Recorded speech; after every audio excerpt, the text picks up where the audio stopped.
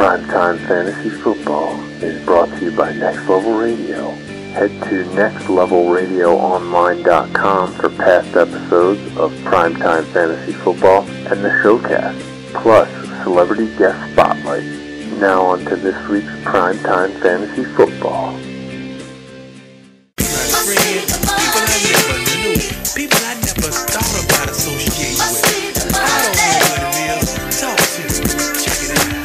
Hey, cause we're the mansion on my land. Full jacuzzis and my neighbors can't stand the way I live. This oh so fast. Ain't got you ladies and prime time is all that. Whoa, Dion. It's not that kind of prime time. Yeah, man, it's Primetime Fantasy Football on Next Level Radio. Well, alright. Yeah. You know, ever since I turned pro in 1989. All right, welcome into another episode of Primetime Fantasy Football, brought to you by Next Level Radio. Primetime Fantasy Football, the podcast that, much like your Tupperware drawer, tries to stay organized, but usually you're fighting an uphill battle. I like it. Sound about right? Okay. Yeah. Anyway, I am one of your three hosts, Adam Gorey. Sitting alongside me to my left is the one and only Joey Webster. How we doing today? And joining us via Skype, just going to totally ignore Joe's question. Joining us via Skype is the other one and only, actually probably multiple people with this name in the world, Steve Richards.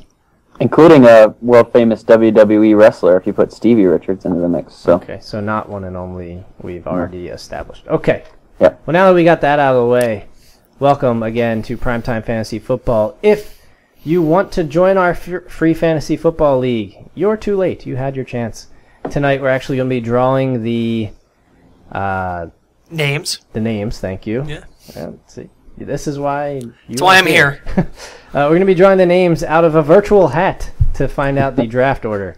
We'll do that at the end of the show. By the way, we're recording this at 7:15 p.m. Eastern Time in case something happens, like last week when Le'Veon Bell and LeGarrette Blount got not suspended but arrested for marijuana and a bunch of other things. So if you're wondering why we didn't talk about it last week, well, it happened about 5 minutes after we turned off the podcast. This week, we are actually going to, all three of us are in a keeper league. We're going to recap that draft for you and let you know how well or how poorly we did. We're going to recap week 3 of the preseason along with any news that happened this week. We do have a listener question via YouTube. If you are listening to us on YouTube, probably around when the season starts, we won't be putting the full show on YouTube anymore. So you want to subscribe to us on iTunes, just type in Primetime Fantasy Football. Or you can go to nextlevelradioonline.com and find us there. Anyway, so we have a listener question there. We have our tight end rankings, and like I said, our virtual hat picking of the draft order for a Primetime Fantasy Football League. So first off, let's start off with the weekly recap, week 3 of the preseason. Thursday night kicked things off with the Eagles and the Steelers. The score doesn't matter, so I'm not even going to tell you. What I saw in that game, and you guys can feel free to add anything to this, Big Ben did not look like he was on the same page with all of his receivers, especially one Marcus Wheaton.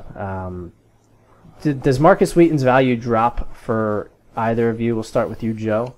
Yeah, I think going into this game, I was actually thinking that Wheaton could be a pretty good late sleeper, and about halfway into the first quarter, after watching him and Big Ben not being able to hook up, and you can tell that Wheaton looked like ran the wrong route, I actually texted a really good friend of mine who's a Pittsburgh fan and lives out in that area, and he said, Wheaton's not even draftable. He has not been having a great preseason, and I don't believe in any of the drafts I did this weekend. I don't even think he went in any drafts. So at this point, I don't think he's even draftable. I think there's other guys out there worth a late-round flyer. Steve? I actually wasn't all that high on him to begin with, so it doesn't really change too much for me. I guess if you're looking for somebody after Antonio Brown, it's either Wheaton or Heath Miller, but I'm not really high on either one of those guys. I'm not sure how good the Steelers are as a real football team or as far as the fantasy options go. So I'm not too excited about the Steelers heading into the year as an overall team, I don't think. Yeah, they certainly did not look good. I think maybe Antonio Brown, and I guess Le'Veon Bell, but even my thoughts of him have dropped a little bit in recent weeks, especially with the possibility of sharing the workload and apparently their stash, LeGarrette Blount and Le'Veon Bell. So yeah, Antonio Brown's probably the only guy on that team I'm really high on. Marcus Wheaton for me, like you said, Joe, I think is almost undraftable at this point. I mean, you can take a late round flyer on him if you want, if you have the roster space. But what I noticed, at least in a couple of drafts I did this past week, roster spots are very valuable. Absolutely. I found myself between a few guys, and I'm like, oh, I only have one roster spot left. Like, I didn't even draft in our keeper league, and we'll get to it. I didn't draft a backup quarterback or tight end, because I was taking flyers on a few other different guys. If you've done your research this year, there's a lot of guys out there that could hit this year, and you want to have those guys on your team. And by wasting a spot, in my opinion, you're wasting a spot with Wheaton. He hasn't shown anything in the preseason to warrant a draft pick, whereas there are a bunch of guys that have done that. Yeah, and some guys have already hit, like Le'Veon Bell and LeGarrette Blount. Exactly. That's the last one. Okay. LaShawn McCoy injured his thumb. Now, he's okay.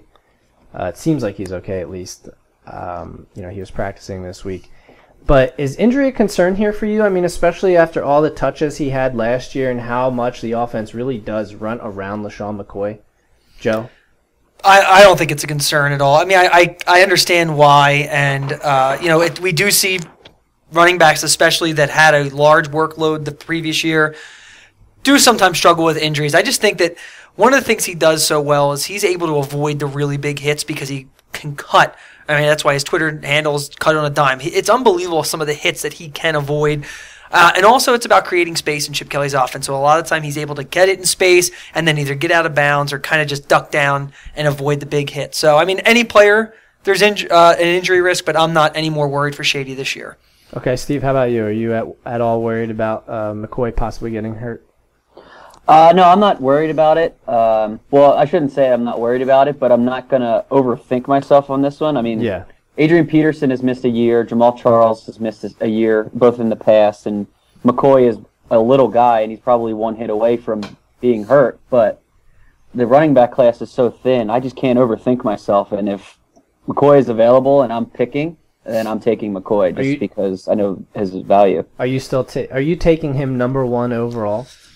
I am taking him number one overall, yeah. He was, I mean, pretty much whatever your number one in your running back rankings is who you're taking number one overall in this year in a draft with the thinness at running back. Yeah. And I had him as my number one overall running back, so if I have the number one pick in a draft, McCoy is my guy as long as it's not a keeper draft where somebody else already kept him. Right, okay. Well, moving on, we got the Panthers and the Patriots. Cam Newton went 8 for 12 for 88 yards, 3 rushes for 12 yards.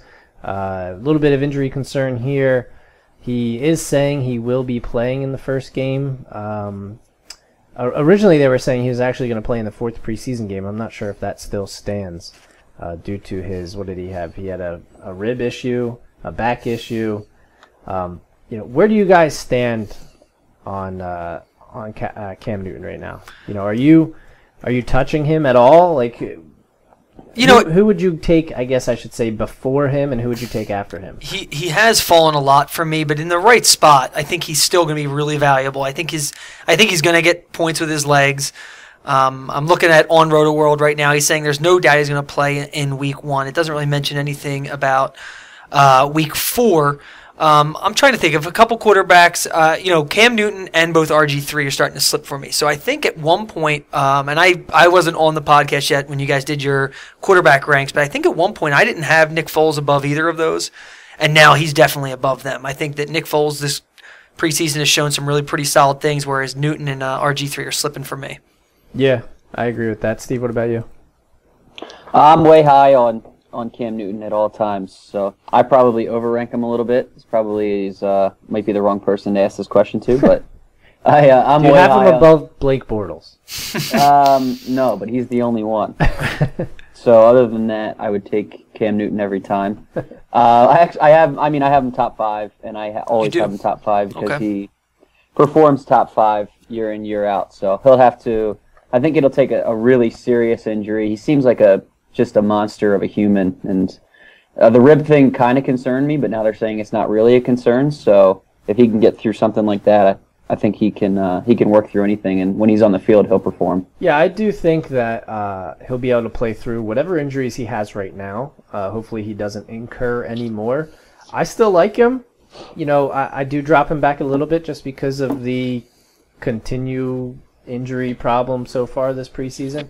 But like I said, as long as he doesn't incur more, he should be okay. The bigger story for me in Carolina is Kelvin Benjamin, 5 catches on 6 targets for 47 yards. I just see him as the go-to guy, especially when Cam Newton is on the field. Joe, how do you feel about Kelvin? I agree. At the beginning, my first podcast with you guys, I put Brandon Cooks as the number 1 rookie that I would target, and I would totally switch that now. And I give credit to you because you had him higher than both Steve and I. Kelvin Benjamin, you had him just outside of your starting ranks. You basically had him as a pretty solid number 3 receiver. And I think that's actually becoming pretty accurate. I think he's really the only one that Cam's going to have anyone to throw that can actually throw to. I guess Greg Olson's another. Yeah, Greg Olson's another one. And probably the running backs will play a little bit of a role if Jonathan Stewart can play healthy. But I think Kelvin Benjamin is really flying up draft boards, and rightfully so. Steve? Yeah, we've kind of touched on it a little bit last week, but Kelvin Benjamin just continues to impress and rise every week that we keep talking about him. I think we've talked about him 3 or 4 weeks in a row now. Yeah. He just continues to rise and continues to make headlines, and I wouldn't have any problem with him being my 3rd, 4th wide receiver at all. I think he'll be having an exciting year, and it'll be fun to watch. Yeah, and just real quick, on the other side of things, Julian Edelman caught all 8 of his targets for 99 yards.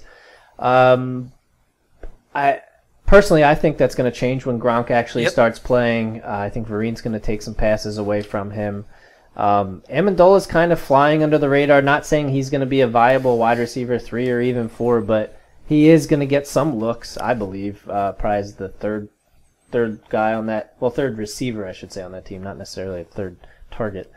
Are you higher on Edelman than you were a few weeks ago, or lower? Where do you stand on him as far as even just wide receivers in general? It's kind of a gray area. I do like him a lot. The problem is that you're definitely going to see his targets go down when Gronk is back in. But that being said, we don't know what Gronk is going to be like. If Gronk misses some time, if Gronk is Gronk, then Edelman's going to go down. I still think he's going to be very good in PPR. I think he's going to have enough targets. Mm-hmm. But if Gronk misses any time, Edelman is going to be close to an wide receiver 1 with the amount of targets he's going to get in PPR. Right. I think he'll be a solid 2 in a standard league, just because of all of the targets he's going to get. Yeah. And if Brady is having this chemistry with him already, that's just going to continue. I think he's going to get catches and he's going to get some yards. I don't think you'll see him get a ton of scores, especially when Gronk is on. I'll look at the numbers. I think that was one of his better red zone targets last year, Edelman. Last season. I could be wrong on that. Right, but that was without Gronkowski. Right, yeah, okay, yes, I get you, Gronkowski's the red zone target. Yes. Now with even Wright talking about him being the move tight end over there, to fill the Aaron Hernandez role. Whether that happens, that remains to be seen. They did just do that trade, and we'll talk about that when we talk about the Bucs, because it kind of helps them more than it helps the Patriots. Joe, what about, or you are Joe. Steve, what about you for Edelman? How you feeling?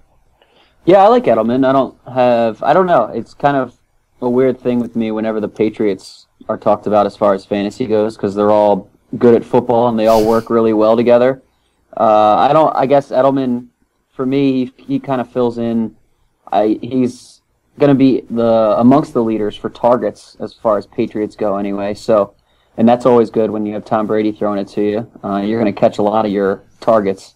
So I think he's a good option. I think he's a solid wide receiver 3, or if you get him as a bench wide receiver, you're in really good shape going into the year, as far as I'm concerned. And before we get off the Patriots real quick, I just want to make mention and see what you guys think about this.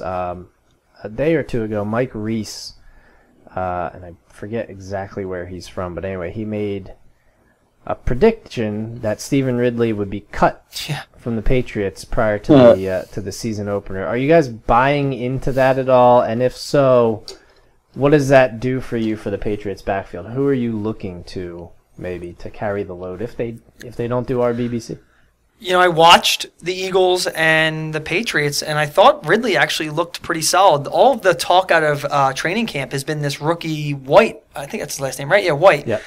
But in the games, he hasn't done anything, and I really do think White. James White. If Ridley can keep the ball in his hands and not fumble. That's his problem. And that is his problem. And it's funny, in our keeper league, I drafted him as my 4th or 5th running back, Ridley, and then the next day it comes out that they think he's going to be cut. I think the Patriots would be crazy to do that. Yeah. I just think that he's their best runner through the tackles. Yeah, Shane Vereen is a better out of the backfield, but he's the best runner. Yeah, I don't see why they would cut Ridley and not maybe a guy like Bolden or something like that. But Steve, what about you? I know you've had Ridley in the past. Yeah, it's just really frustrating. I try to avoid all New England running backs at this point at all costs. Nobody plays the hot hand like Belichick does. Rex Ryan will give him a run for his money, but nobody plays it like Belichick. And if you fumble, you're toast for like 4 games. So that's all Stephen Ridley does. And I heard Joe mention if he can hold on to the football. He never does. Like he continues. He fumbled again in preseason, and he just, whatever reason, he has troubles with ball security, and he can't get it fixed. So I don't know if they're going to cut him. I agree with you guys. I think it would be stupid to flat out cut him because he is their best running back. But I don't know. I also don't know where Joe got him is a good spot to get him, but I'm not relying on him at all. Yeah, Joe actually took him 1 pick before I was going to take him. Yeah, well, see, I'm a lot like you. I've tried to avoid the entire even Vereen, as much as I do like Vereen, I just, as you said, with Vereen the hot in a hand. PPR league In a PPR league, he's a stud. I would love to have him in a PPR. Right. In a standard league, he's really iffy for me. I think he's going to have big weeks, and then he's have weeks where he barely touches the ball because of the hot hand. 10 catches for 60 yards. That still only gets you 6 points. He might only have 2 rushes for 8 yards. Right. So you're exactly. at 6.8 points. Yeah. Let's move on to the Giants and the Jets. We'll start off with the Giants side. Rashad Jennings, 13 rushes, 67 yards, 1 catch for 7 yards. He out-touched Andre Williams in this one, 14-1 with the starters. As high, I should say this is why you don't overreact to the first preseason game and what Andre Williams did. Has Rashad Jennings to you solidified the number 1 role now, and are you okay taking him as maybe an RB2? I wouldn't be pumped if he's my running back 2, and in our keeper league he is my running back 2. I kept him with an 8th round pick, but the thing that I don't completely get, and maybe it's I haven't seen him enough because he was in Oakland last year, and being on the East Coast, I didn't see as many Oakland games. So was he in Oakland last year, or was he down in Jacksonville? No, he was in Oakland last season. Just for the 1 year. Yeah. That's right. I get it mixed up because I never really paid attention to him. Right. I just know he was on those 2 teams. Yeah. I always forget the order. Well, a lot of the experts are, quote unquote experts. I mean, they're just. Joe, you're an expert. Yeah, I like to hear that. Well, then you may not like what I'm about to say, but a lot of them just don't have Rashad Jennings in this running back 2 territory. But game after game, he's actually putting up good numbers, and he's going to be heavily involved in the pass game. So that's what I like about him. Exactly. But one of the concerns is that he is an injury risk. He's not a big guy. So obviously, but I think there are so many running backs you can say that there's an injury risk. I do think he has a very good shot at being a running back 2, especially for where you can grab him. It's good value. Yeah, you know what 14-1 shows me is that he can be their every down back. Not just first and second down. I think Williams will vulture a couple goal line touchdowns. Yeah, I'm not worried about that. Guy, yeah. If you're telling me Jennings is going to be their guy for most of the game and stay on the field most of the game, not come off on third down, I'm in. Yeah, I would take him before Chris Johnson, before Steven Jackson, before a lot of those. So guys. would I. Steve, what about you? Where do you stand on Jennings? Yeah, I'm going to agree with you guys. I like Rashad Jennings. I just think that in this year where there's so many teams going running back by committee, I think that the Giants might not be going running back by committee. You said it with Andre Williams impressed for 1 game, but it was the first preseason game, and it doesn't mean anything.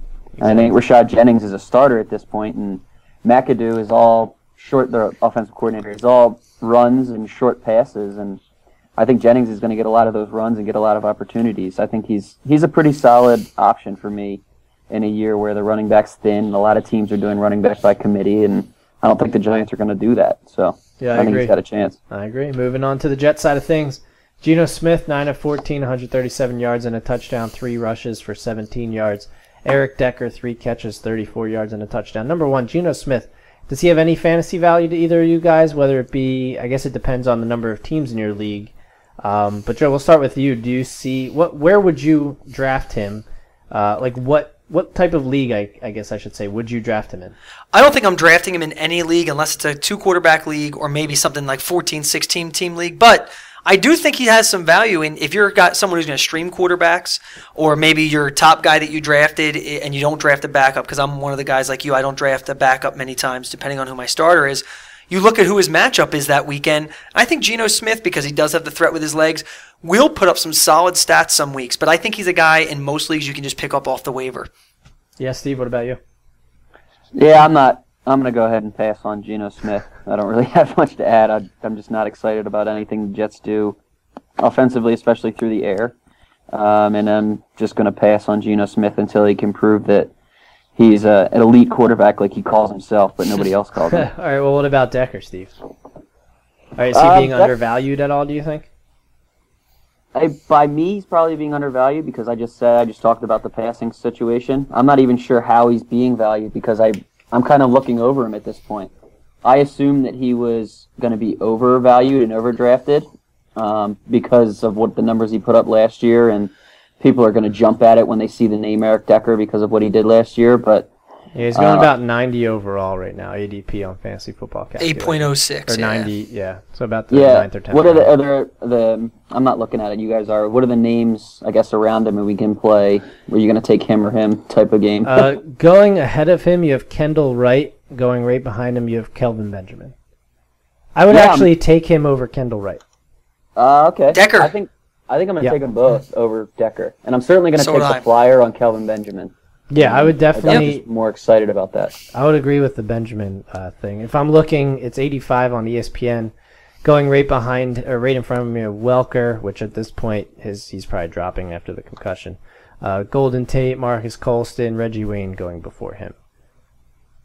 Yeah, I like all of those guys better than Decker for sure. I think Watkins is the only guy I'd probably Fantasy push Football back. Calculator has Watkins right ahead of him, and I would take Decker over Watkins. I actually am starting to get a little more on the as the preseason goes. I like Decker a little bit more, bit more, and I think he is getting undervalued. And I actually, compared to you guys, I think I would take him ahead of I would take him ahead of Colston.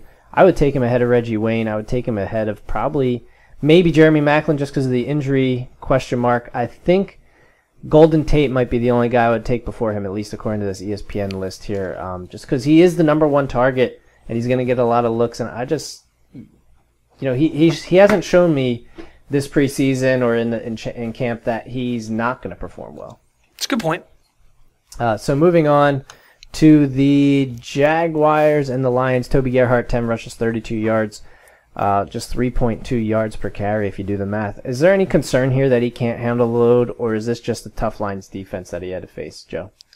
I think it may be more on the defense, and I also I don't think Toby Gerhart's going to have many games where his stats look pretty, but I think he's going to be the kind of running back that at the end of the game it's going to get you probably double-digit points in a lot of weeks, but it's going to be a lot of carries and maybe a touchdown. So some weeks, maybe I think 6. He's going to be touchdown dependent. I don't know. Yeah, probably more touchdown dependent. I don't think his yards per carry is going to be great. I think he's just going to put his head down. He's going to run in the line. He's going to carry guys on his back, but as a flex player maybe, or depending on how you structure your team, maybe even a running back too, I don't think he's going to be that bad.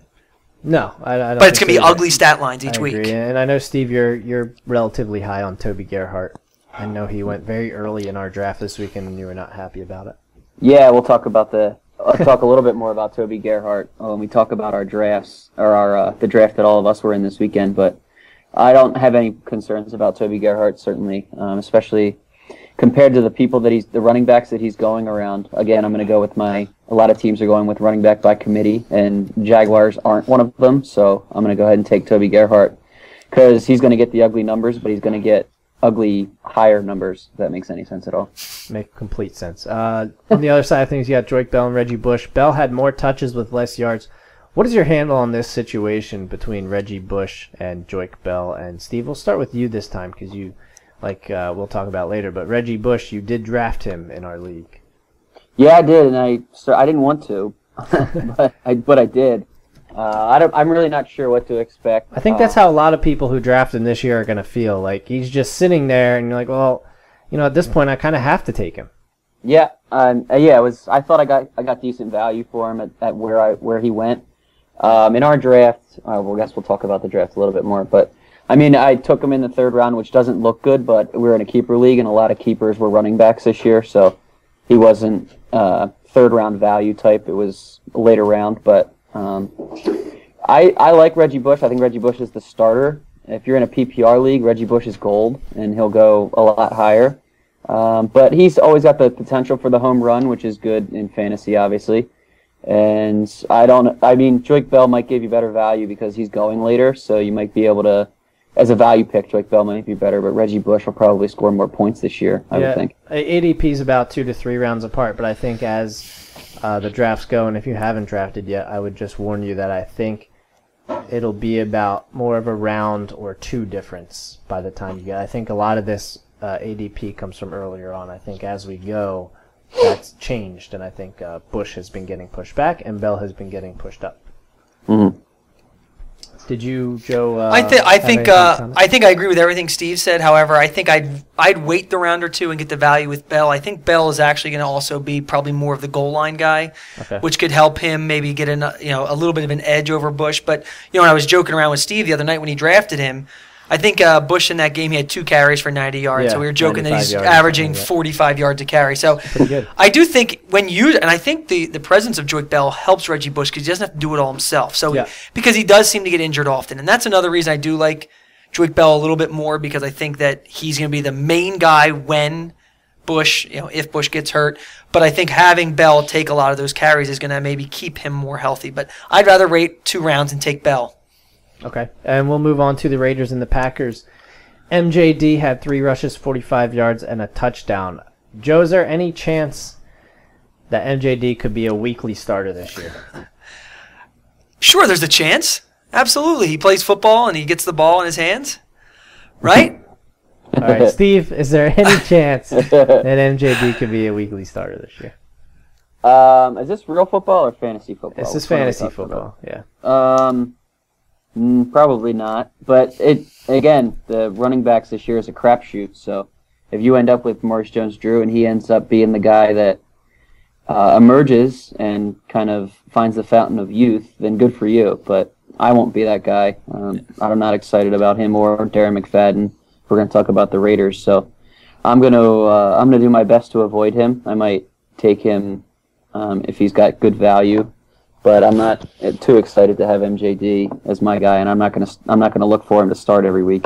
Yeah, I mean, for me, he's a guy who's gonna put up a couple games like maybe this one where he gets you 10 or 11 points. But I think you're not gonna. Actually, I shouldn't say I think. You're not gonna be able to rely on him week to week. So no, and where you're getting him in the draft, he's probably your 4th or 5th running back. Yeah, something like so that. you don't even know when to start him. So the weeks that he hits, he's gonna be on your bench.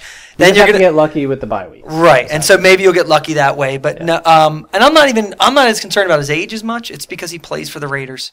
If he were on almost any other team, I'd probably be a little bit more high on him. But I do feel the way Steve is. He's not going to be on any of my teams. Also in that game, Randall Cobb didn't have a single catch. How do you feel towards Cobb? Is he dropping in your rankings, or is preseason you don't really care? No, I don't think I think he's still. I think he's right at number 10 for me still. I think this Packers offense is going to be something that rivals Philadelphia's offense this year. They're talking about an up-tempo, fast game.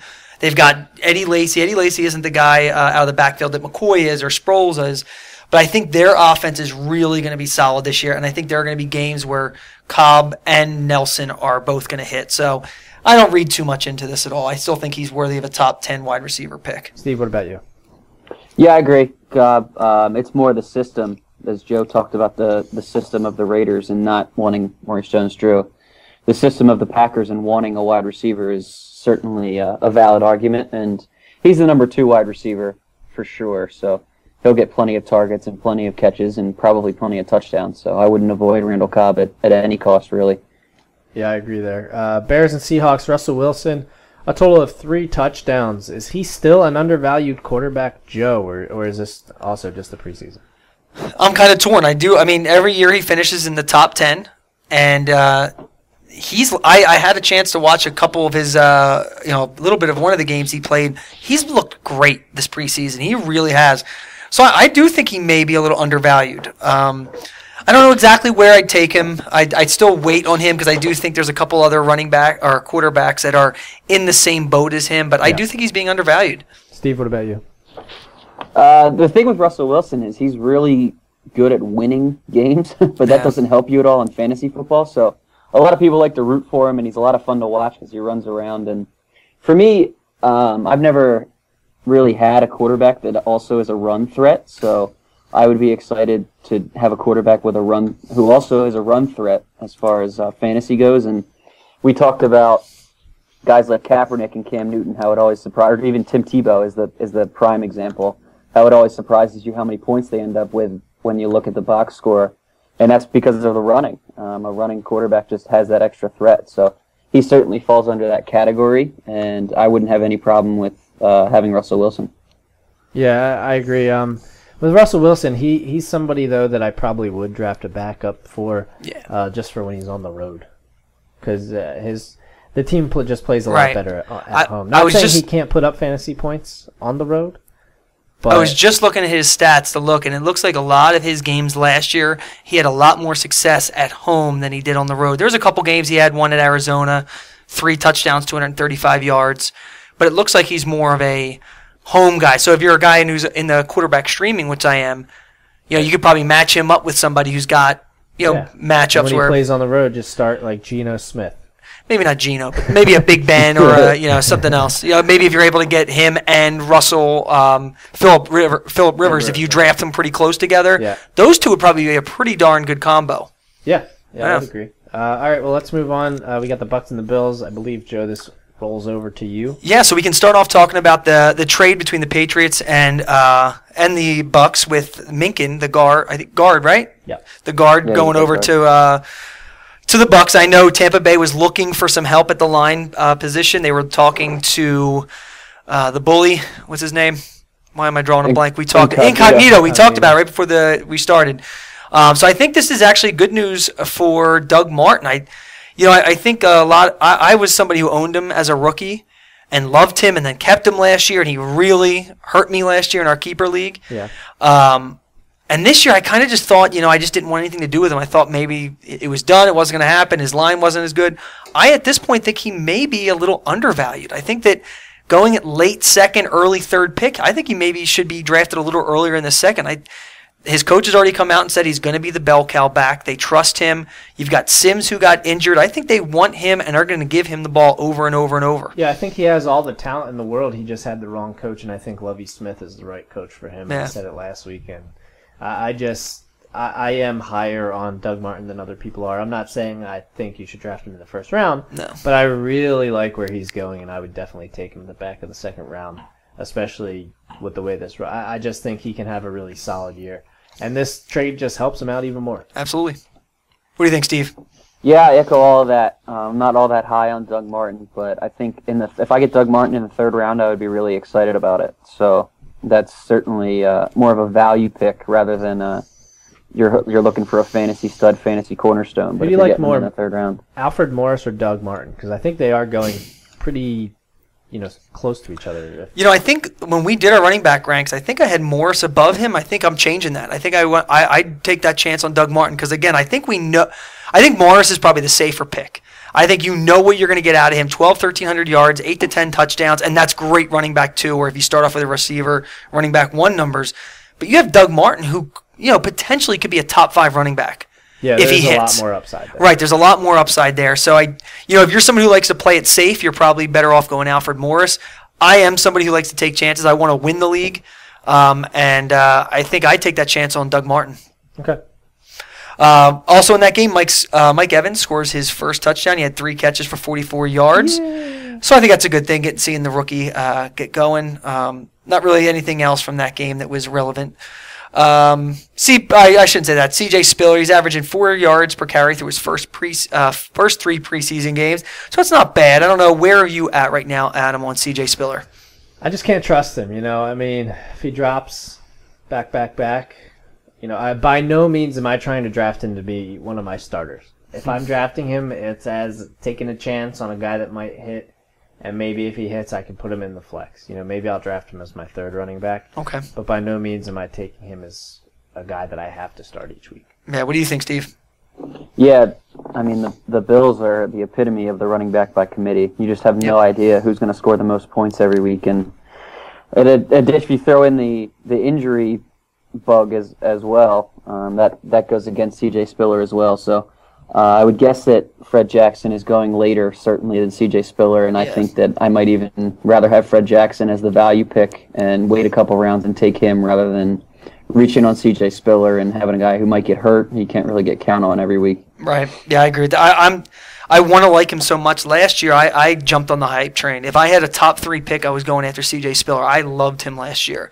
And luckily, I didn't have a top 3 pick. Yeah, I know. Well, the good news is I didn't have a top 3 pick in any of the leagues I were in, so I was spared from that embarrassment. But I'm staying away from him this year. So, Dolphins, Cowboys. Romo sacked 3 times in the first half through no touchdowns. Get used to it. Well, not the no touchdowns, but the sack. I guess they're gonna throw it a lot. He's gonna get sacked a lot. Yeah. So Murray only played 3 series. He didn't do a whole lot. 6 carries for 18 yards. Should we be worried about anything? No, I think Murray's fine as long as he stays healthy. Steve? Yeah, I'm way more worried about Romo. We talked about it a little bit last week with the back thing. I think that's real for me. Yeah. Then DeMarco Murray is, again, the theme of the night for me anyway, is pick a running back who doesn't have somebody breathing down his neck for carries rather than somebody who might get hurt but also is doing the carries by himself. So. Yeah, I got to look. I mean, going after Romo, at least on Fantasy Football Calculator, Colin Kaepernick, Phillip Rivers, Russell Wilson, Andy Dalton. I think that's where I draw the line. I think I would take Wilson, Rivers, and Cap all before Romo. I would probably take Romo before Dalton, but just the back thing does scare me a little bit, and he is going to take a lot of hits because they are going to pass a lot, which is nice, but I just don't think that always equals success. Sure. Yeah, I think I'm still taking Dalton too. With those guys that you were reading down. Yeah. So check all the boxes for me. And in ESPN, actually, Jay Cutler's going after him too, and that's absolutely Cutler. No, I agree. For me. Yeah, so. Also in this game, Mike Wallace posted a really good game. Caught 6 of his 8 targets, 67 yards. Tannehill just missed him on a long touchdown. He was wide open, but overthrew him by about 5 yards. Because it's Tannehill. I think that although I've said this before, I think Tannehill is going to have a couple solid games this year, but I think he's somebody in the Geno Smith department where you're not drafting him, but he's a guy you can pick up on waivers. Exactly. But so I just looked up. Mike Wallace's ADP is 7th round. You think that's a pretty solid spot, or do you think he should be going higher? Still too early for you. Too early for me. Steve, what do you think? Yeah, same. I think it's too early as well. I thought it was too early as well, but you just look at what he's done this preseason. He's looked pretty solid. Yeah, let me tell you who's going around him on average draft position. We've got Brandon Cooks is right before him, Colston's before him, Macklin and Edelman all before him. Going after him, and I don't agree with this, you have Golden Tate going after him. I'd probably take Golden Tate first, yeah. Reggie Wayne's going after him. I'd take Wayne first. I think I would too. So maybe he is right in the right spot. I'd take him over. I'd probably take Terrence Williams over him. Yeah. I would not take Sammy Watkins. If this is a keeper league, I would take Cooks over him too. Yeah, you're probably right. So maybe I think Wallace probably is right in the right spot, but he is playing a lot better than I expected. I kind of thought his ADP was a little later. Yeah, but again, it's preseason. I mean, right. The thing with preseason to me is that some guys will still treat it like a normal football game, and some guys just don't get up for it. And right. I mean, you see that with guys like even Randall Cobb. That's kind of why I'm not worried about him. I think once the regular season hits and the hits count, I think you're going to see him do what he usually does. Mm-hmm. Yeah. I think Wallace is the kind of guy that he's going to have a big game, maybe even 2 games in a row. You're going to be pumped. You put him in your lineup, and then he posts a 3 for 19 game. Yeah, where I was going with that before, I guess I should have finished, is that there's also the opposite of that. Right. So, you got guys who do get up for it. Like Wallace probably treats this like any other game, but maybe the defense he's going against doesn't. There you go. Wallace always has that threat because he's the deep threat. Right. If the deep threat doesn't hit, then he's a dud. Exactly. Yeah. So Titans-Falcons, something that jumped out to me right away. Sankey did not have any carries until the 4th quarter. So knowing that, do you think he's going too soon in some of the drafts that you've seen? Yeah, this whole thing kind of worries me. I still think he's going to be the second back when it comes down to it, just because he's a 5th-round draft pick right now. Yeah, see, that's a little too early. I do think Sean Green's going after him, correct? Yes. I think in a redraft league, you should be waiting on till Sean Green. Now, in a keeper league... Sean Green's not going until the 13th round. Oh, for real? Right now, 1301, first pick of the 13th round. In a redraft league, I'm passing on Sankey in the 5th and taking Sean Green in the what'd you say, 13th? 13th. In a keeper league, I'm okay taking Sankey in the 5th if I have 2 guys ahead of him. Almost like CJ Spiller. If I'm not relying on him to be one of my starting 2, which in the 5th you might be the way this is going, then I'm okay with it. If you want him to be your starting running back, you're going to need to find a guy maybe like Bernard Pierce or something for the first few weeks. Yeah. I don't think Sankey's a starting running back on his own team, so I think that's certainly something to watch out for if you're counting on him to be a starter. I think that as far as the 5th round, that's way too early. Yeah, he's probably not going to take over the starting role until maybe halfway through the season. It's possible. Yeah, he's one of the guys that really dipped. We were really excited about him a couple weeks ago because Sean Green is miserable. Right. And Sankey, we just wanted somebody to replace Sean Green, and apparently Sankey is not doing that. So you should really be wary. Yeah, I think. Sankey. I don't think Sankey's winning. I mean, I don't think Sean Green's winning the job. I think Sankey's losing the job. Yeah, I think that's. I think that's what it is. Is that we were all so hot. Everybody was so big on Sankey because it was just Sean Green. Right. But they're not just going to hand it to you. I think like a guy like Devonta Freeman, Carlos Hyde is on the Titans. They're starting. Right. Mm-hmm. But because Sankey has just not produced. Yeah. But, telling in this game also, according to ESPN, Sean Green missed 2 big blocks on blitzes that ended in sacks on Jake Locker. So that's a bad thing. If Sean Green is not picking up the blitz, that's going to even leave the door open even more. Yeah. And so it looks like that Sankey's probably not picking it up either. Right. It looks like neither of them want to win that job. But I agree. At the beginning of the year, I was listening to some of the hype, and I even heard of a couple sites talking about he should be maybe a 3rd or a 4th round pick. And now he's Sankey, that is, and he's falling back and back. And right now, I kind of agree with you guys. I think 5th is too early, especially when you've got Green, who's going to open the season as the starter in the 13th round. If you can guarantee yourself that you're going to get Sean Green, then go ahead and draft Bishop Sankey.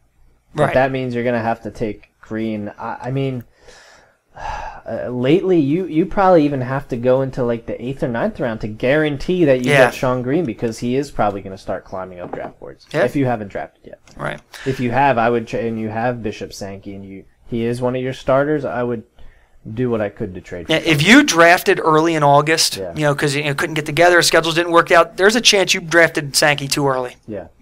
Yeah, for sure. Another solid night for Jake Locker. His preseason stats right now, 21 of 30, 268 yards, and 2 touchdowns. Let me ask you, I know this sounds like it sounds like it, and that'd be a pretty solid week. Is Locker fantasy relevant? Adam? I would take him as a backup just because I think he's finally starting to get some weapons around him. Okay. Steve? Yeah, I agree. As a backup, certainly as a backup. But I like Jake Locker. He's actually a pretty good quarterback. He just never had anything to throw to. And I would think that, I don't know if breakout is the right word. Breakout's not the right word, but it's the only word I can think of. Is he's due for a better year. And he'll probably surprise some people and be a pretty solid quarterback too. And he'll probably creep into the top 10 maybe even on certain weeks for point totals. And you'll be surprised how Jake Locker scored that many points this week. Well, I'm disappointed you both think so because I thought I was going to be the highest one on him, but I agree with both of you guys. I think I mentioned it a couple, and maybe my first show, where I said Jake Locker I think is going to be fantasy relevant. I just looked at his 13 stats before he got injured. Week 3, 299 yards and a touchdown. The following week, he only put up 149 yards. He had 3 touchdowns. Following week, 326 and 2. And that was on San Francisco's defense. Yeah, then a couple weeks. So he's going to be one of those guys, I agree, that you're drafting him as a backup because he's going to have those weeks of almost 300 yards, and then he comes back the next week and throws for 150. But if you're streaming your quarterbacks or if you have a backup, I think he's a solid pick there. And his preseason stats have shown pretty solid so far. Moving on, Washington and Ravens. The thing that jumped right out to me right away is Pierce got a concussion very early in that game and was taken out. And he first said he was fine, but it was just released later this week, or earlier this week, I should say, that he did have concussion symptoms. So thoughts on Pierce? Is he gonna be ready week 1, Adam? I don't know. I mean, at this point, it actually seems like Wes Welker, a guy who's had 3 in the past year, is looking more like he could start week 1. I should say is more likely to start week 1 than Bernard Pierce. It's something you really just got to keep an eye on this week. You probably won't know anything until next Monday. Yeah. Steve? I'm not even sure what let me check their depth chart real quick, and I'll talk while I'm doing that. I like Bernard Pierce. Obviously the concussion, if he can't play, he can't play. That hurts. But if he can play, I like him. Yeah. Yeah, I'm seeing Justin Forsett as their backup. He's not a factor, so No. it's either Pierce or nobody pretty much. So somebody's going to go reach or go pick up Forsett and start him, though, with the way the running back situation. Yeah, exactly, yeah. I mentioned last week that I'm high on Pierce, so I'm not going to be deterred by this. If I'm drafting, I'm still going to draft him where I was going to draft him, but I might have a backup plan at least for the first week. And now saying that Ray Rice comes back after 2 weeks, but you might get him as week 1 guy or week 2 guy. Yeah, so I still like Bernard Pierce, but certainly, obviously, a concussion hurts you, I guess, as far as your value goes. Yeah. Also in this game, Griffin continues to struggle. I was listening to the radio as I drove over here, Adam, to your beautiful studio, and Ron Jaworski was on the radio, and he said he's watching film, as he always does. He loves to break down film, and he was saying that his footwork is terrible, his pocket presence is terrible. He's saying all this negative things, and he basically said he just looks like a rookie again out there, but even as a rookie, he looked like he had more confidence, and he's not running as much. Where are you at with Robert Griffin? I'm certainly not drafting him as my starter. Yeah. Like we had said, the QB position, we've said this every week, I think. The QB position is deep this year. He makes it one less guy deep to me. I would take him if he's not going to be my starter. If I can if I waited on a quarterback, and I'm happy with how my running backs are. I'm happy with my receivers are. I have no problem taking Cutler and RG3 back to back. You know what I mean? Just to, because if he hits, if this is just the preseason and he actually gets it together after a couple weeks, then you're fine. Right. But you still have Cutler to fall back on just in case. Sure. Steve, where are you at on RG3? I'm not even going to take him as a backup. I'm just going to completely avoid him at this point.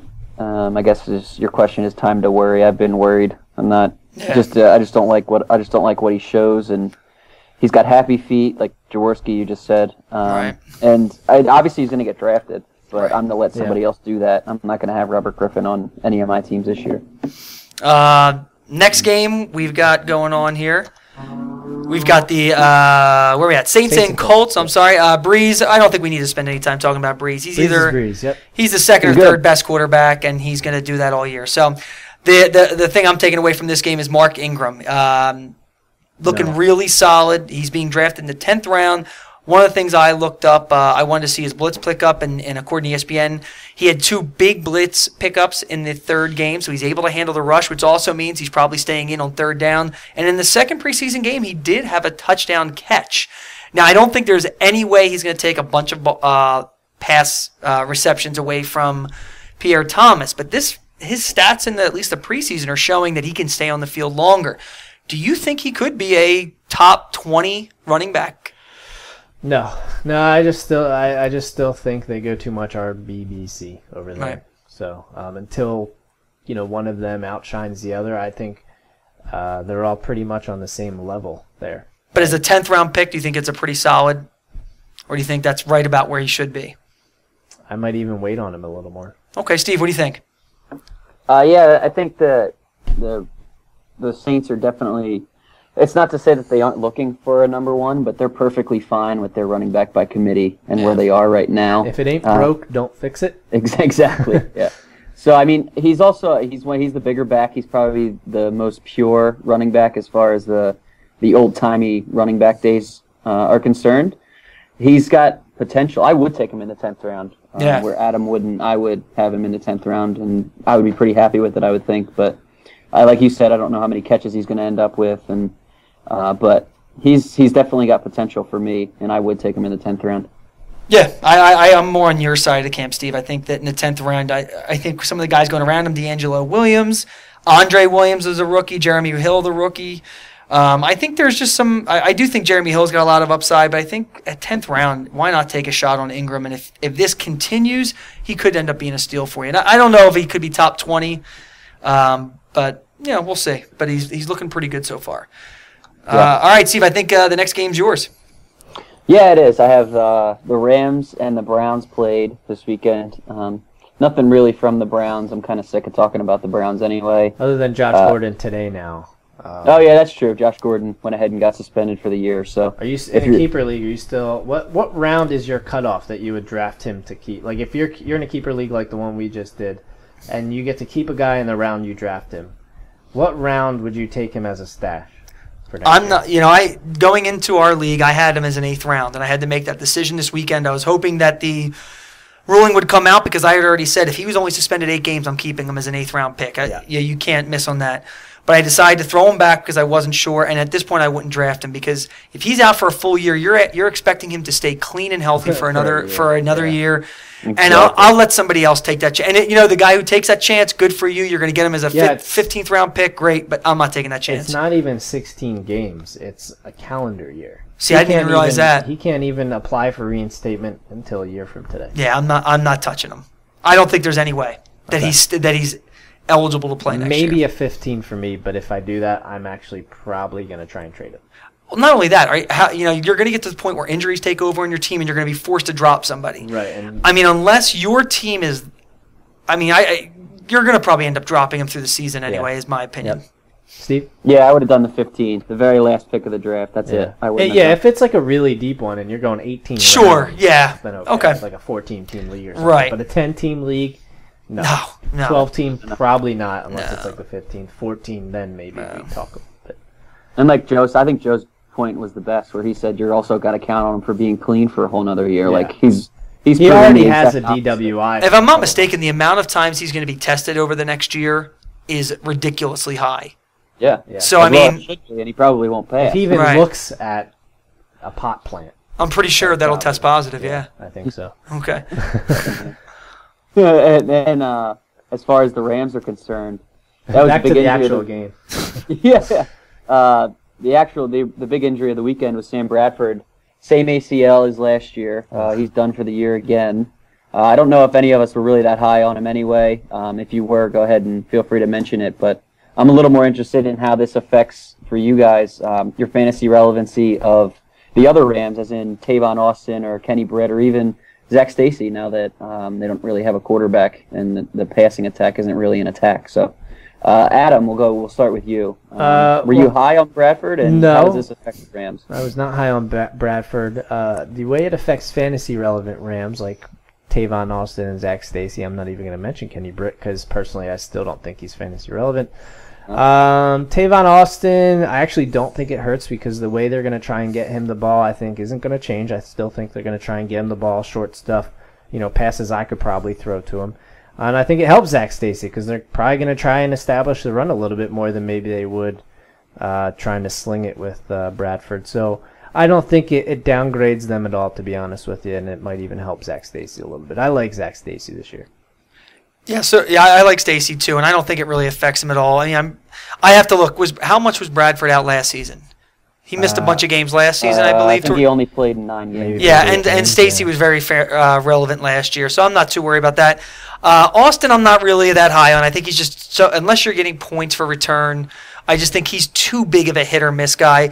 Kenny Britt, I disagree. I think he could be fantasy relevant. I don't own him on any teams. I don't particularly trust him, but the guy is a top 10 talent when he can put it together. And I think if you're someone who's willing to take a chance... He played 7. Bradford played 7 last year, by the way. Okay. And if you're willing to take a chance on a receiver that could be a top 10 and you're looking at some of the other garbage that's available at that point, sure, take him. I don't think I'm that guy. He is the garbage available. That's what I'm trying to say here. I don't think any of the guys that are being drafted around him have the talent to be a top 10 running back or receiver. And so you actually think does. He has the talent? I believe he does have the talent to be top 10. He's really good. He's talented. He just never did it. Right, but whether he can actually put it all together... I think every year for him, though, it's like, at first he had the ACL, and that was his excuse, and then last year... what a crappy excuse. Right? Torn ACL. But I'm saying, he was back from the ACL, and he's I don't expecting him to do well. It just always seems... I agree. And that's why... Now my knee's fully healed. I'll be good this year, I swear. Well, the only year I believe he did have some success was under Jeff Fisher, who's his coach in St. Louis. Again, I don't think I'm the guy taking the chance on him, but I don't think he's not relevant. I think he's actually somebody worth taking a flyer on. Even still with the Bradford thing. I think it definitely hurts with Bradford going down. Absolutely. Yeah. So I guess that's the original question Steve He's never asked. Had more than 45. I guess I was just arguing with you on fantasy relevancy, and sure. I think yes, that does hurt Kenny Britt. Getting back to the original question, but still worth a flyer in my opinion. Okay. He's 2 years removed from the ACL, by the way. So. Yeah, and then I'm also down on Zach Stacy actually because I don't know. I think you can put 9 in the box and Sean Hill won't hurt you. So as far as that goes, but Again, he's the number one, and he's a clear number one, so you could probably still draft him where you are drafting him. I'm just not sure that your expectations should be as high now with. So does with Ellington Bradford move? I know we had him and Ellington very comparable. Does Ellington move ahead of him for you now, Steve? For me, yeah, I'm Okay. going to put Ellington Yeah, ahead. I think just I agree because with of you, the though. threats. Yeah. And then the next game on the docket was the Vikings and the Chiefs. Matt Castle was officially named the starter after the third game. So how does this work for Cordero Patterson and Kyle Rudolph for you guys? I don't think it does much to change anything. I don't think Castle starts the full year either. Okay. Yeah, I agree with Adam. However, I think just the beginning of the season to start with a guy who's been in an offense who's had success. You know, Castle was really good years ago when Brady blew out his knee, and he was actually. I mean, obviously that was a product of an amazing system under Bill Belichick. But I do think starting the season with a guy who's been there before is actually going to help those guys. But I agree. Eventually, I think Bridgewater's going to take over that role. Okay, so we've been talking about streaming quarterbacks a couple different times. Are you looking at Bridgewater even if your quarterback's bye week is the first week that Bridgewater is starting, are you interested in having Bridgewater be your fill-in quarterback? I was actually thinking to myself, if he was named the starter, would I, because I don't have a backup right now, would I pick him up in the keeper league because he would be a 15th round keeper at this point? Yeah, that's true. And I thought about it, but now I don't have to worry about it, obviously. But I don't think people are going to jump to the waiver wire, so I think you're going to be able to see him play a game before having to worry about picking him up. Fair enough. Yeah, I agree. And I would wait that game. So I just think there's too many other quarterbacks because it's so deep I think that's to stream them. I mean, Alex Smith is going undrafted in most leagues, and as unsexy of a pick as that is, he puts up solid fantasy stats week in and week out. Probably the unsexiest pick you can make in a draft. He may be the unsexiest quarterback. Just Nick Foles is up there. That's true. But anyway. Foles is not good looking. Oh, yeah. The Chiefs. This just turned way different. What kind of podcast is this? Good transition, Joe. Different kind of fantasy guy. I still have, or not I personally, but it seems as though Fasano is still playing ahead of Kelsey, which I know, Joe, you're excited about Kelsey. So, yep.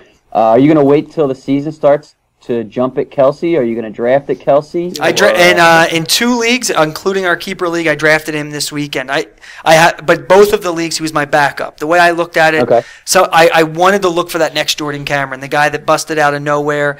And at the end, if week 3 Kelsey hasn't done anything, Fasano's getting the catches, he's blocking, he's doing all that, I drop him, no big deal. But I wanted to be the guy that found the next Jordan Cameron, and I went after Kelsey in 2 leagues this year. Okay. I think by the way, a beat writer I saw from Kansas City on Twitter said something about they are going to get him plenty of opportunities. Now, that's a biased guy. Just because you don't start doesn't mean you can't produce. Absolutely. I mean, I think Brent Selleck is going to start a lot of games because of his blocking ability, but I think Zach Ertz is the tight end you want. Yeah, I agree. I mean, I don't know if I'm not really drafting many backup tight ends. I think is my thing. So. Yeah, I hear that.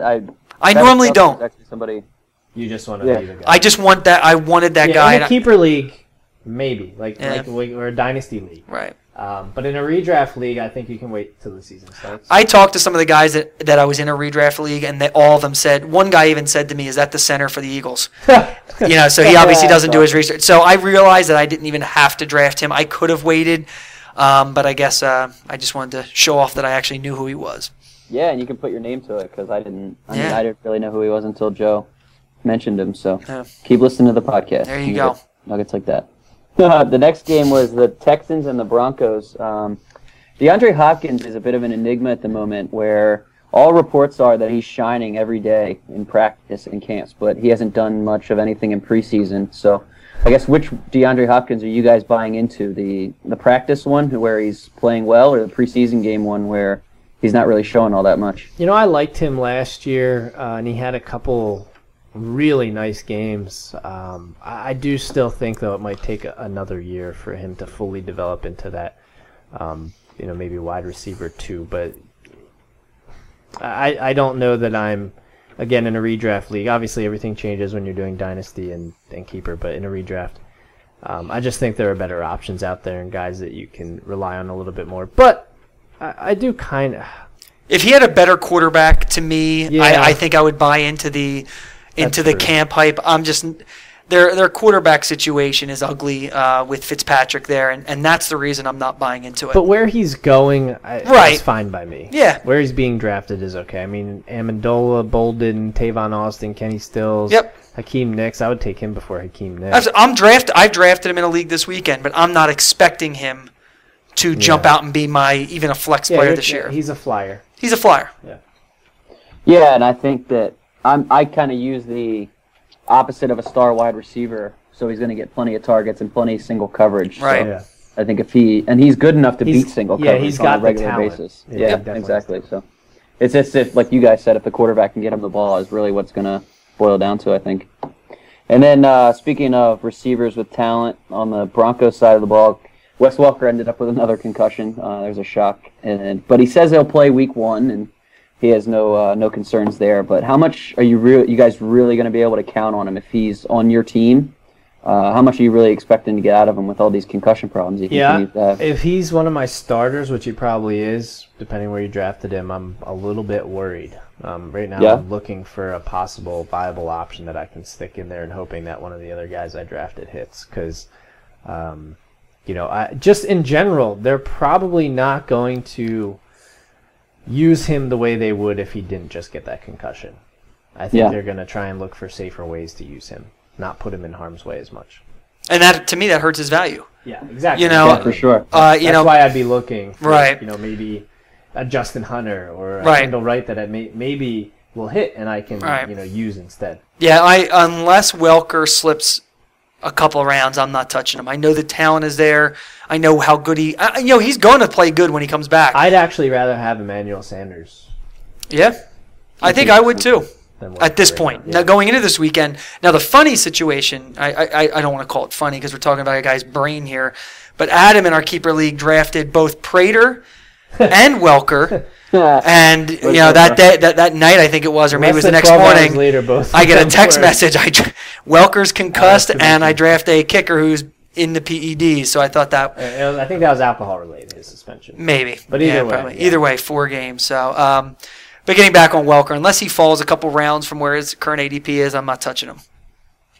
Yeah, I would agree with you guys. I'm not excited about him and having him on my team, really. I might avoid him because somebody else is going to take him. So. Yeah, exactly. Then the Chargers and Niners played this weekend. Ladarius Green has only played in 13 of Phillip Rivers' 28 snaps, and he only has 1 target. So, in a tight end position, a lot of people are picking this guy as a sleeper, obviously, but he was he had a lot of potential last year, and he kind of frustrated because he was hit or miss. You guys think that owners would be in due for more frustration in 2014, or is he due for the breakout type of year that the so-called experts are calling for? I think it's going to be another frustrating year. I think all the talent is there, as we've said, for a couple of guys. But, Antonio Gates is still there, and the last I checked, Antonio Gates and Phillip Rivers still have a really good connection between the two of them. I know Gates isn't the guy he used to be, but I still think he's going to get a lot of targets and some touchdowns, and I just don't know if this is going to be the year that Ladarius Green really popped. You're not going to know when to start him unless you drafted him and just put him in your lineup every week. Yeah, he's a guy that I don't want as my starter. So, and I don't draft backup tight ends, like I said. So, unless I have Gronk, maybe I draft him if I have Gronk. That's probably the only way I draft a backup. But yeah, Go ahead. I just that was pretty much my point. And the only I think reason Joe nailed it. I drafted a backup in both my leagues is because I took Jordan Reed in both leagues, and he's been an injury risk. Okay, yeah, I But can yeah. see that. That's fair. Yeah, and I think Joe nailed it with Antonio Gates. He's tough to get rid of, so to Right. speak. So Yeah. I think I have to wait for Antonio Gates to be out of the picture to be confident in Ladarius Green. But when he's gone, I think Ladarius Green will emerge quickly. But I agree. Antonio Gates isn't going anywhere. And then for the preseason, Carlos Hyde is averaging almost 6 yards per carry. Is he the backup, so to speak, to own for you guys and at the top of your handcuff rankings, however you guys want to put it? Yeah, I had the opportunity to pick between him and Devonta Freeman this weekend, and I chose him first. I chose Devonta Freeman first, only because I just think Devonta Freeman will get an opportunity first. But I will say, as the preseason continues to go, and Devonta Freeman has yet to climb up the depth chart, it has worried me slightly. So I might actually move Hyde a little bit ahead of him because I think Hyde initially is guaranteed to get more field time. So for you, is he the number one handcuff? Off the top of my head, I guess so. Yeah. I mean, he's on a team that likes to run, so Yeah. I don't see any problem with that. Sure, absolutely. How about you, Jeff? Yeah, I kind of agree with what Adam, the first thing he said. I think Hyde's the better running back, and if you're doing a dynasty league and you're drafting, a rookie draft, I think Hyde's the guy you're going to want over Freeman. But I think, especially with Steven Jackson's recent injury history, I think Freeman may get the first chance to really put some numbers up. But I still think I'm going to take Hyde over him just because of the talent that's there. And if this is the year that Gore finally does break down, even though they've been saying that for 3 years, Hyde is going to be huge to own this year. Yeah, I completely agree. That's what the handcuff is. Yeah, That's the whole exactly. thing about the handcuff, so that's for sure something to keep an eye out on. And then the final game of the weekend was the Bengals and the Cardinals. For the Bengals, Mohamed Sanu ended up with 5 catches for 70 yards. Marvin Jones has gone down with an injury, and Sanu's been pretty good in the preseason. So you guys have Sanu on your radar at all? Is he relevant for you guys? He's a Brown, so I'm going to stick away from him. Sanu's been around in the league. I'm sorry, the Bengals. He's been around for a couple years, and a couple years ago I remember people talking about him as a sleeper, and he hasn't done much, and I'm still staying away from him. I mean, he has looked good, and his stats have been good in preseason, but I'm staying away from him. Yeah, I agree. I just think there are better options out there. Well, that's fair. Next question. John Brown, another guy that is under the radar. He's he a kicker? Cardinal. Yeah, a Cardinal receiver. Bruce Arians came out and said that he's going to play 60% of the snaps this year. On special we're going to play a little bit of. We'll play a little bit of dig it or ditch it. I am digging it. Bring this up. Dig it? Yeah, I'm telling you, I'm digging him. I want everybody. He's the third receiver, and I think I said it in an earlier podcast. I want anyone from the Cardinals offense, even Carson Palmer. I think their offense is going to be really good. And Brown has looked really good. Obviously, you're not going to be able to just slide him in as your number 2. Probably not even your flex and feel real comfortable about it. But he's a guy you put on your bench for a week, and then especially if one of those 2 guys go down, I think Brown is going to have some really good games this season. Yeah, dynasty keeper obviously being where you keep him, where you draft him. Take him in the last round, sure. Digging it. In a redraft, I'm ditching it. In a keeper, I'm digging it. Digging both. Yeah. Yeah, I'm into both. He's got 10 catches for under 65 yards and a touchdown in preseason. It's preseason stats, count them for what they're worth. But the 60% of the snaps is kind of what jumps out at me with Bruce Arians there. T.Y. Hilton did a little bit of the same thing, and he certainly made an impact last year. So I don't know if I'm going to compare the year he had to T.Y. Hilton just yet because there's guys in front of him, but I'm in Joe's camp, and I'm into John Brown for sure. All right, well, that wraps it up for the weekly wrap-up. That only took us the entire show. We'll quick do our tight end rankings then. We just run a rundown, I guess, the top 5 of each of ours real quick. I think they're pretty much the same for the they're most part. Very similar. Joe's a little bit different. I have Graham, Thomas, Gronk, Cameron, and Davis. Steve has Graham, Thomas, Gronk, Cameron, and Witten. Joe has Graham, Gronk, Gronkowski is what he wrote on here. That's a different guy. He's going to be good.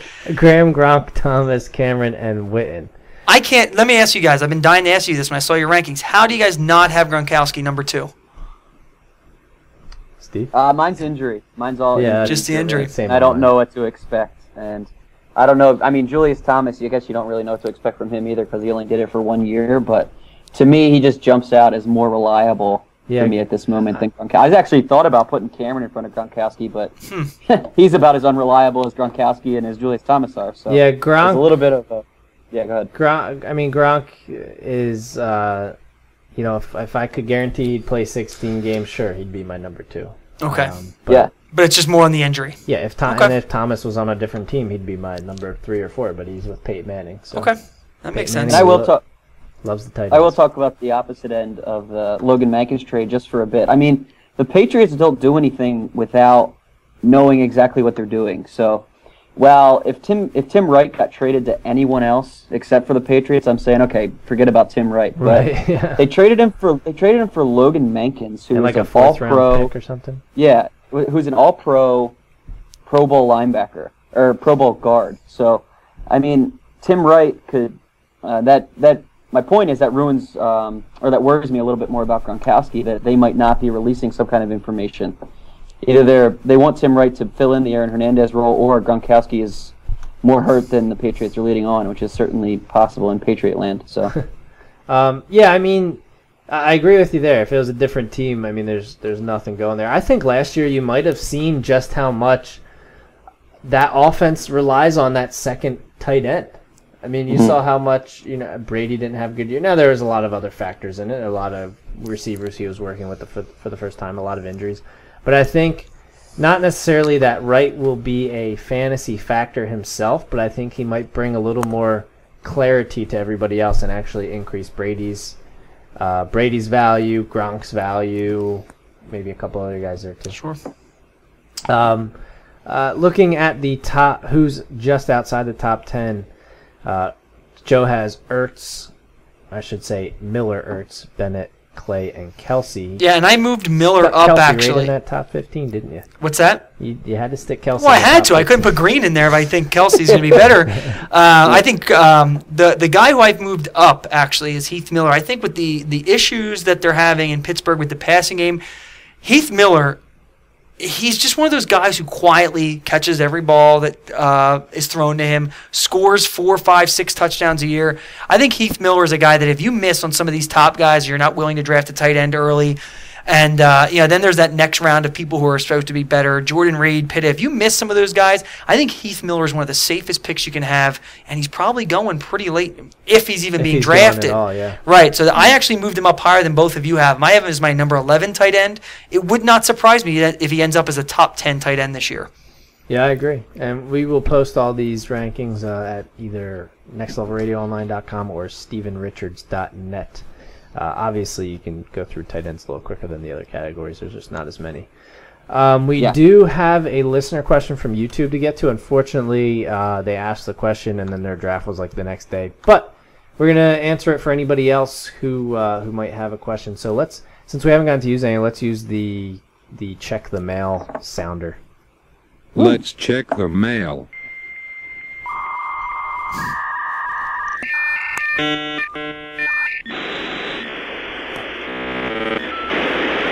You've got mail. All right. The question is, Were either of you even old enough to remember the internet when it did that? Yes.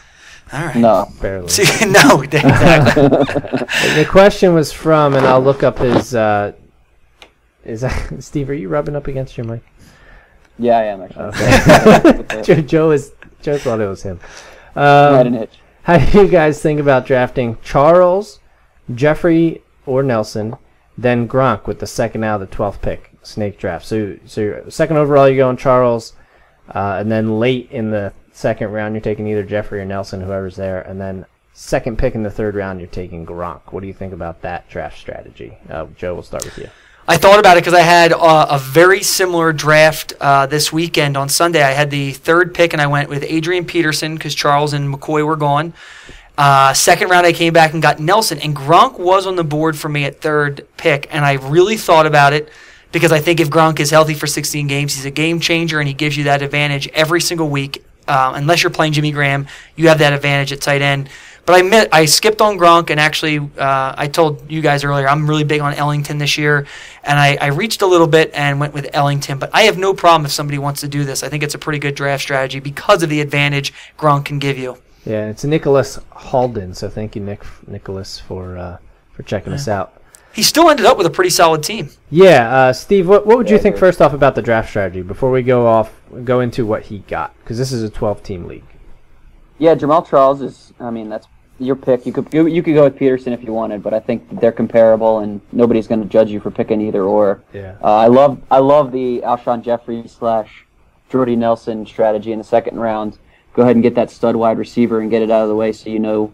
Joe was talking about the advantage with Gronk. I think you get a big advantage having either Alshon Jeffrey or Jordy Nelson. You're going to outscore a lot of people with him as your number one wide receiver.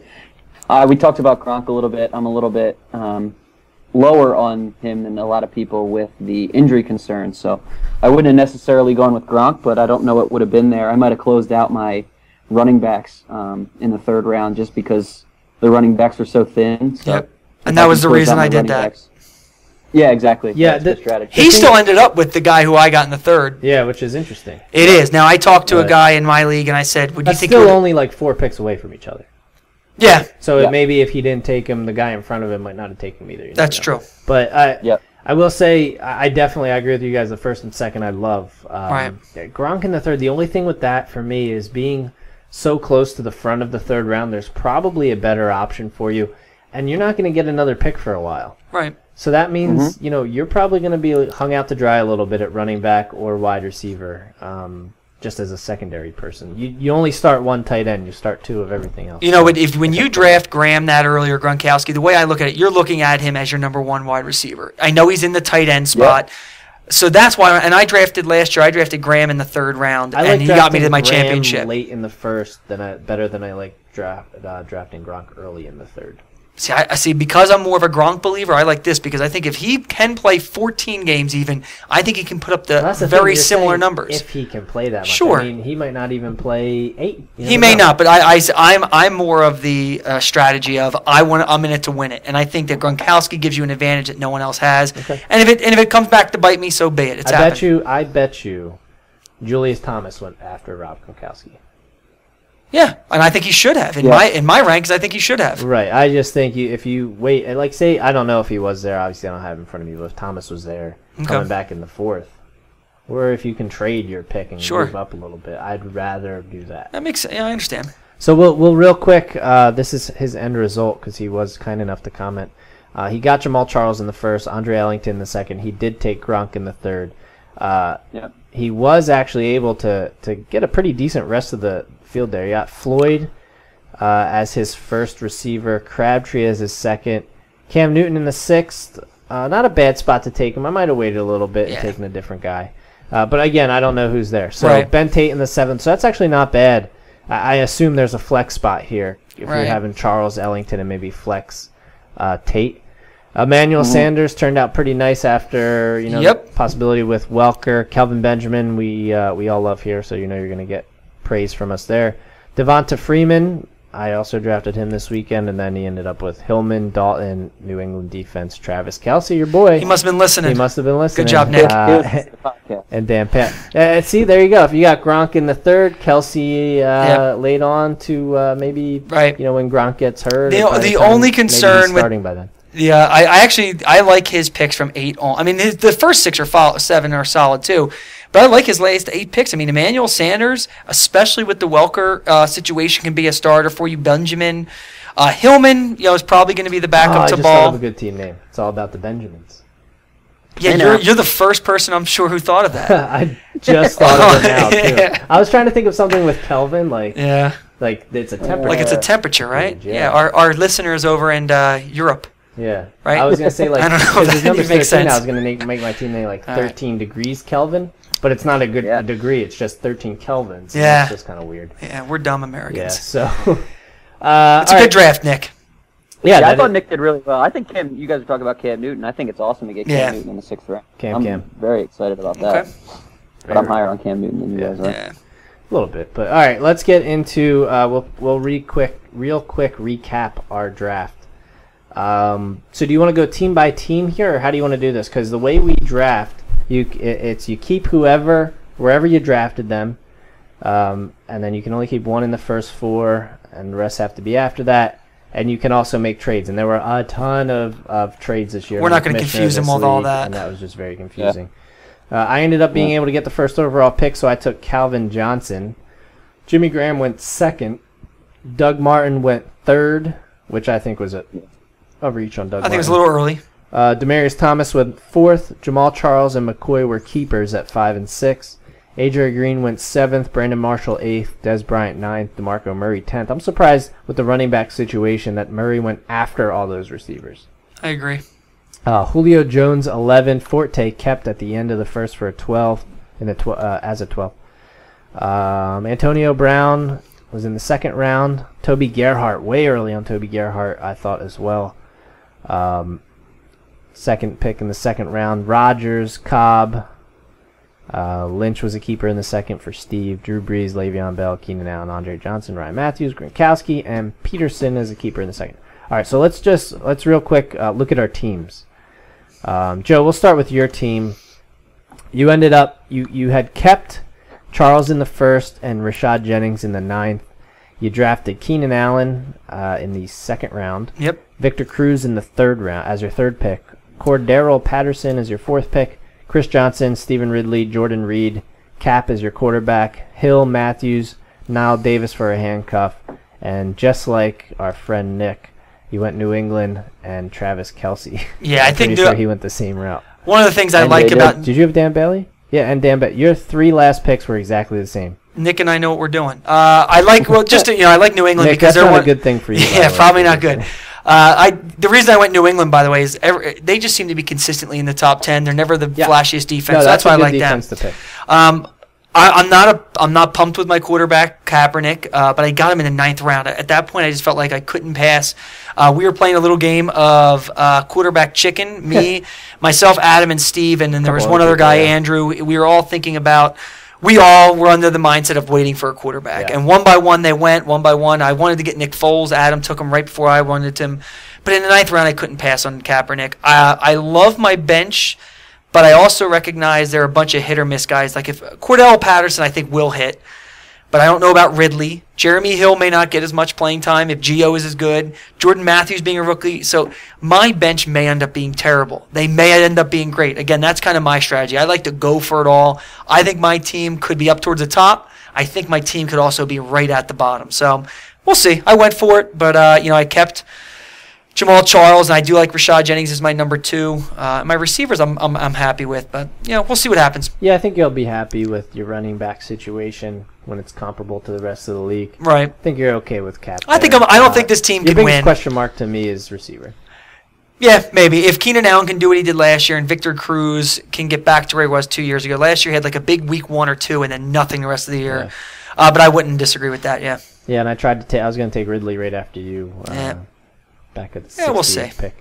I guess we'll go to my team real quick. I had now you have to understand about this league is that, a 3rd round pick isn't really a 3rd round pick. A 4th round pick isn't really a 4th round pick. But I was able to do some trades and get 2 3rd rounds, 2 4th rounds, and 2 7th rounds. I was actually done by the 11th round. In a 15-round draft. In a 15-round draft. I did keep Alfred Morris in the 12th, so technically 12th round. So first overall pick, Calvin Johnson. 2nd round, I got Cobb. 3rd round, I drafted Pierre Garçon and Wes Welker. This was obviously before the Welker concussion. 4th round, I took Bishop Sankey. Again, because I had, at that point, I kept Ball at 8 and Morris at 15. So I could afford to take a chance on Sankey to see if maybe he does pan out towards later in the year. I did have the last pick in the 4th round. I ended up trading that to get Michael Floyd because Michael Floyd was a keeper in the 11th round, so I liked that a lot. And I traded Pierre Garçon in that first pick in the 4th round, or last pick in the 4th round, which I think ended up being Cam Newton was taken, and I got a 9th round pick back. So I took Vernon Davis as my tight end, Kelvin Benjamin, Chris Ivory, Devonta Freeman, kept Monte Ball, like I said, took Nicky Foles. Seattle defense, Josh Gordon, Floyd, Prater, and Morris. So Prater is no longer on my team, as you know. Josh Gordon will probably not be on my team shortly. And Wes Welker, we'll see how that goes. But I like Nick Foles. I'm a little worried about his fantasy relevance this year. I actually do like him. I think he's going to put up some points just because of the offense. I think the offense is going to generate enough points that he's going to be pretty fantasy relevant. I like my wide receivers. I can't go wrong with Calvin Johnson. I like Randall Cobb. And then I guess my question is, who am I going to flex? So, I got, if Welker plays, I guess I could flex him. But right now I think I'm flexing Floyd. Michael Floyd. Yeah, I think so. Vernon Davis is my weak spot. I don't like Vernon Davis at all. Were there another guys available that you preferred to Vernon Davis? I thought that he would be one of the higher tight ends to go. Yeah, Yeah, at that point, there weren't really any that would have been, I guess I could have, I don't know what the word I'm looking for is, but they're guys who should have probably who went like a few rounds later. They're not anybody I could have talked myself into taking that early. Yeah. So I'm hoping I can maybe trade Vernon Davis and trade back for like a guy I could have gotten later and maybe get a little value there, but we'll see. Yeah. Steve, let's go to your team when I can find it. About that action, boss. About that action, boss. Kept Lynch in the second, Jordy Nelson in the sixth. Love that value, by the way, for Jordy Nelson. Took Brandon Marshall in the first round, Reggie Bush, Frank Gore, Golden Tate, Cecil Shorts the third, Dennis Pitta, DeAndre Hopkins, Russell Wilson as the quarterback, Anquan Bolden, Zona defense, Roy Halou Jr., Justin Tucker, and Jonathan Stewart. So I guess your concerns here, Steve, would be your second running back maybe, I guess, or flex or something? Yeah, I had to. I took Reggie Bush. I had to hedge my bets with Frank Gore because I'm assuming that one of those guys is not going to work. So I had to hedge my bets and hope that one of them hits. So that's kind of where my strategy was at that point. And then, because I already had Jordy, I kept him, and I took Brandon Marshall first. So, and I wasn't. You guys were talking about DeMarco Murray. I'm just not all that confident in DeMarco Murray. So I went with Reggie Bush and hedged my bets with Frank Gore back to back. I had those guys relatively close to each other. The three things that I wanted before the draft started, I wanted to get Jimmy Graham in the first. He went as the second overall pick in the draft. So, and then I wanted to get Gerhardt as my second running back, and he went in the second round. And then I wanted to get Cutler, but instead I decided to win quarterback chicken and took Russell Wilson in the 10th round. Hope you're so proud of I didn't get any of the three things that I wanted before the draft, but I kind of hedged it together, and it's got a lot of glue and tape on it, but it's a team. So Yeah, The one area when I look back at the draft is I wish in the 9th instead of Kaepernick I went with Russell Wilson. I think that was a mistake I made. I'm higher on Wilson right now than Kaepernick. Yeah, I'm actually more excited about Russell Wilson than Kaepernick, so I was okay with that, but I Yep. really wanted Cutler bad Yeah. going into it, and that's the reason that I was playing quarterback chicken, because I thought I could get him real late, but Right. it turns out the guy that finished second in quarterback chicken had the Got same Cutler. rankings that I did. Right. I thought he was going to take Russell Wilson, and he ended up taking Cutler, so... and just that's to run the way it down, worked out. in case you're wondering why none of us took these guys early or something like that, keepers were Monte Ball, Michael Floyd, Alfred Morris, Giovanni Bernard, Tom Brady, C.J. Spiller, Arian Foster, LaShawn McCoy, Julius Thomas, Rashad Jennings, Jamal Charles, Ben Tate, Andre Ellington, Peyton Manning, no shot there, Alshon Jeffrey, Marshawn Lynch, Jordy Nelson, Adrian Peterson, Joique Bell, Matt Forte, Andrew Luck, Julian Edelman, Zach Stacy, and Eddie Lacy. Those guys were all kept, so we didn't have even a chance to draft any of those guys. And what you hear in there is a lot of running backs. So again, when Yep. I say Yeah. I drafted Reggie Bush in the third, and then hedged my bets with Frank Gore in the fourth. Yeah. In a regular draft, that's way high. But Right. Again, not taking those guys nearly that high unless it's a keeper league Yeah, or that's, anybody else. that's the keeping only running back. reason Toby Gerhardt went in the second. Sure. And even then was Yeah. still a little bit of a reach, but I guess that People guy are trying there- to fill out their teams, and if they know they need a running back, it's going to go a little earlier. Right, and the guy who took him was the second pick in the second round, so he's not picking for a while, so Right. he probably thought Toby Gerhardt would not be there when it Right. came back around, and the way Steve's talking, he probably wouldn't have been. Right. Yeah, so- I would have taken him in third. So I Yeah. would have taken him in front of. Yeah, that's kind of what I figured. All right, well let's do this virtual hat, drawing the name from the virtual hat, and we'll see the top. I guess we'll pick the draft order real quick, and let me get something here so I can write it down so I don't forget it. We're calling it a virtual hat because we were wondering before we started the podcast, should we write everybody's name down, put it in a hat? And I said, the internet's got to have something for that. You quick Google search of names in a hat, and a website came up on how to do Virtual it. hat. All right, so who's the first technology. overall pick? Joe, pick the name out of the hat. All right, let me see here. Let me draw Yeah, the this is names. The hat being mixed up. All right. First pick out of the hat is going to be John Shank's team. John Shank's team. Way to Congratulations, go, John. Don't blow it. So first Don't pick. shank it. Hello. Oh, man. s- Good one, Steve. I'm sure he's never heard of that. Yeah, probably not. Hope he doesn't play golf. He's going to change his name to All About the Benjamins. Oh, no, that's mine. That is mine. All right, second pick coming out of the hat right now. We've got Forte Shades of Gray. Forte Shades of Gray. He better Well draft played on Matt the team, Forte man. with the second Yeah. overall pick. By the way, Forte's Shades of Grey belongs to... Oh, it's blank. It doesn't say manager's name, so... Okay. Blank. Third pick coming out of that virtual hat, we've got Tito Brown's team. Tito Brown's team. Pick Owned number by 3. Tito Brown. There's a shock. All right. Pick number 4 is going to go to Moose Tracks. Moose Tracks. Am I going to draft in the top anything? Moose Tracks belongs to Hector. Congratulations, All Hector. right. Next, we've got Ryan's team. Ryan's team. After that, Owned by Ryan. That's right. The next one, Cerebral Assassin. Cerebral Assassin, owned by Chase. All right. Are named in this hat, Adam? Pick number 7, I don't know. Adam Goria. Yes, I got number. That's the Host. worst spot to be. That is the absolute worst spot. Because I got to figure out, do I draft Graham, do I draft Manning, or do I take a chance on somebody else? The best is because we don't know all of these all of these people, you have no idea what they're thinking. Yeah. Maybe if they've listened to us, then yes, you're exactly right. That's who you're going to pick. All right, next pick, number 8, Game Over Inc. Game Over Inc. owned by Game Over exclamation point. All right. Number 9 goes to PG's Finest. PG's Finest, owned by Hassan Carroll. All right, Hassan. Pick number 10. You know him, you love him, Steve. Steve! I would have Steve rather Richards. had 12 at this point. Go ahead.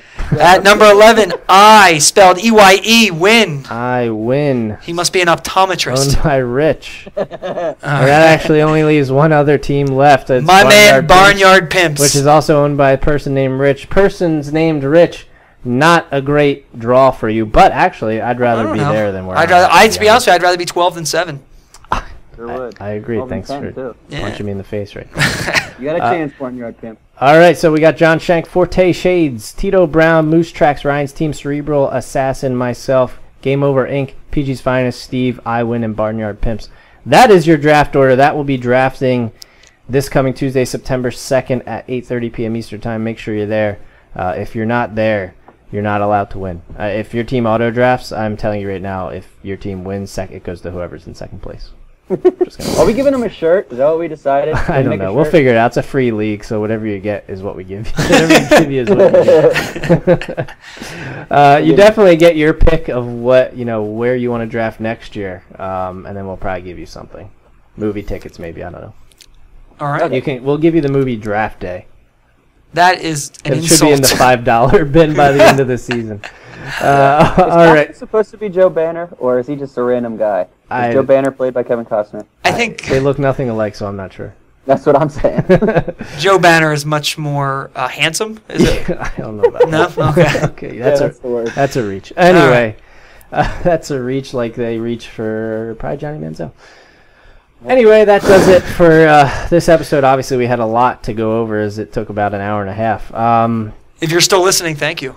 Join us next week. We will recap the Primetime Fantasy League that Joe was unable to attend because we didn't have an odd number of players. I think next week we'll also you won't have to worry about, you should be drafted by next week because next week's the night before the season starts. So, next week we'll take your questions, email them to primetime@nextlevelradioonline.com or tweet them at NXTLevelRadio, #PTFF. Check out iTunes. I'm sorry, they were trying to figure my name out. Sorry, go ahead. Oh, Go ahead. What I'm about- ruining the end. What Go about ahead. your name? I thought you were looking at me. I thought you were going to try to drop my Twitter handle. I'll just do it now. Joey Webb 32. Look for me on there for any fantasy news. Thanks. Steve is at srichards31. I'm at Adam Next Level. Subscribe to us on iTunes, Next Level Radio, and subscribe to us, the show on iTunes at Primetime.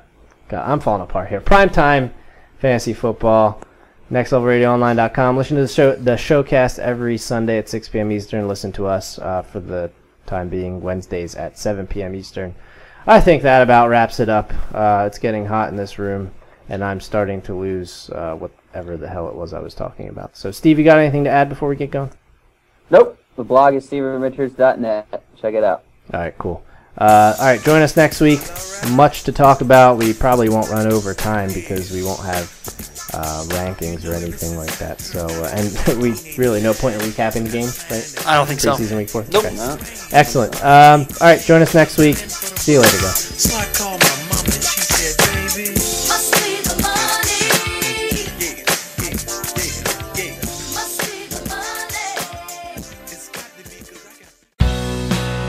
Showcast. Let's talk about these promposals. This is a Chick-fil-A one.